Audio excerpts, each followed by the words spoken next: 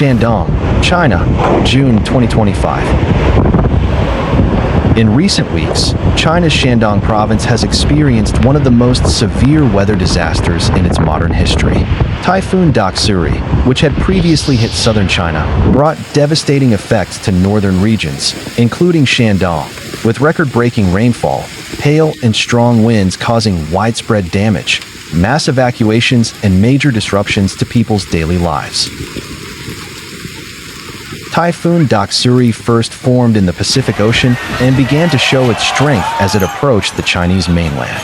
With wind speeds reaching more than 150 kilometers per hour, the storm made landfall in Fujian Province and continued to move north, bringing with it a low-pressure system that brought heavy rain to several provinces, including Beijing, Hebei, Shaanxi, and Shandong. Shandong, which is not usually in the path of major typhoons, was not spared this time. A storm system formed by the remnants of Doksuri brought heavy rain for several days in a row.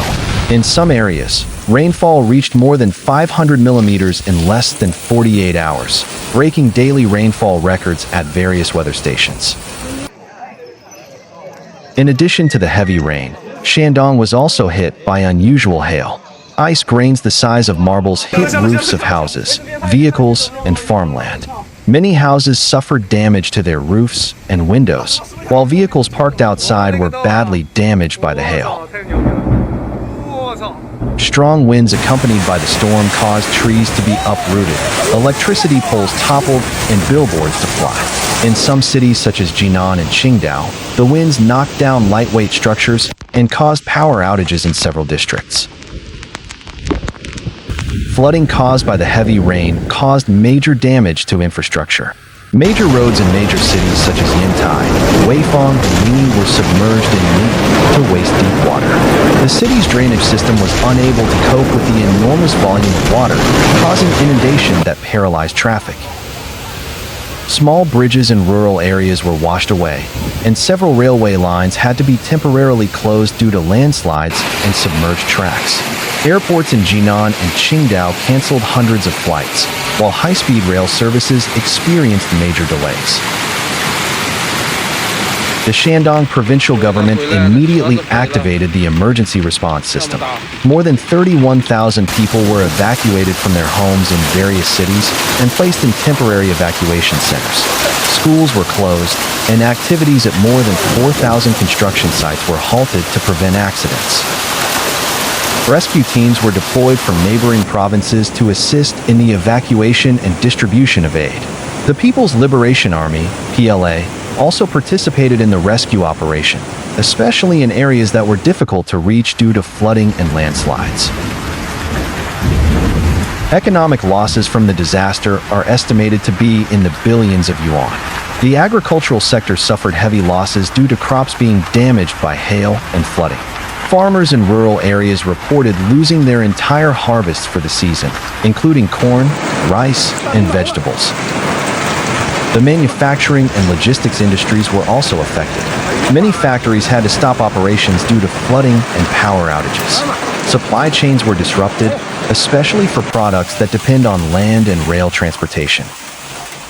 On the social side, thousands of families were temporarily displaced.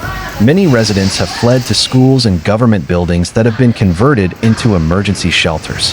Local and international humanitarian organizations have begun distributing aid in the form of food, clean water, and bedding. Climate scientists warn that such events are likely to become more frequent due to global climate change. Rising sea surface temperatures are intensifying typhoons, while erratic weather patterns are bringing extreme rainfall to areas that were previously less prone to such disasters. Typhoons that move far inland impact areas that are historically less exposed to heavy rainfall and strong winds, often with lower disaster resilience, said Xiao Sun, a climate scientist at the University of California, Irvine. China's central government has pledged financial and logistical support to help the affected areas recover. Emergency infrastructure repair projects have begun, including repairing roads, bridges, and power lines. But major challenges lie ahead. Displaced people need long-term housing, and the agricultural sector needs support to restart production. The government also plans to strengthen early warning systems and upgrade drainage infrastructure to prepare for future disasters. Shandong Province is located on China's east coast, bordering the Yellow Sea. The region is known for its low-lying plains and complex river systems, including the Yellow River flowing through the north. Although Shandong has a well-developed irrigation and flood control system, the intensity of rainfall from Typhoon Doksuri exceeded the capacity of these systems. According to data from the China Meteorological Administration, more than 14 weather stations in Shandong recorded record-breaking daily rainfall.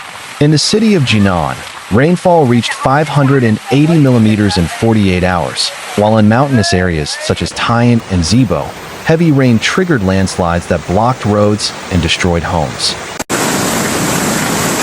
The storm and hail also had a major impact on the energy and communications network. More than 30,000 homes were reported to have lost power for more than 48 hours. Power poles were uprooted, substations were submerged, and transmission lines were disrupted. The state-owned power company deployed more than 5,000 technicians to repair the network on an emergency basis. Meanwhile, telecommunications networks were disrupted in some rural areas.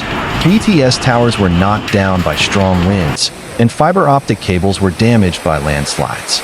This made it difficult to coordinate evacuations and distribute aid, especially in remote areas. In evacuation centers, there were concerns about the spread of disease due to poor sanitation. Many evacuees were living in crowded conditions, with limited access to clean water and bathing facilities. Reports from the Chinese Red Cross reported an increase in cases of diarrhea and upper respiratory infections in some locations. Local governments worked with the Ministry of Health to send mobile medical teams and set up emergency health posts. Vaccinations against diphtheria and hepatitis A were given to children and the elderly as a preventive measure. In addition to the physical losses, the disaster also left a deep psychological impact. Many children were traumatized after witnessing their homes destroyed or being separated from family members. Emergency counseling services were set up in schools and community centers, involving psychologists and volunteers from local universities. Social media played a key role in disseminating information and coordinating aid. Residents used platforms such as WeChat and Weibo to report flooded areas, request help, and share logistical information. Local governments are also using flood tracking apps and AI-based early warning systems to monitor weather developments in real time. The disaster is a reminder of the importance of extreme weather preparedness. The Chinese government is committed to strengthening disaster mitigation systems, including building new dams, increasing urban drainage capacity, and educating the public about early evacuation. But the biggest challenge is rebuilding the lives of the affected residents. Amid the rubble and floodwaters, the spirit of mutual cooperation and solidarity is a ray of hope for Shandong's future. 我靠，太恐怖了！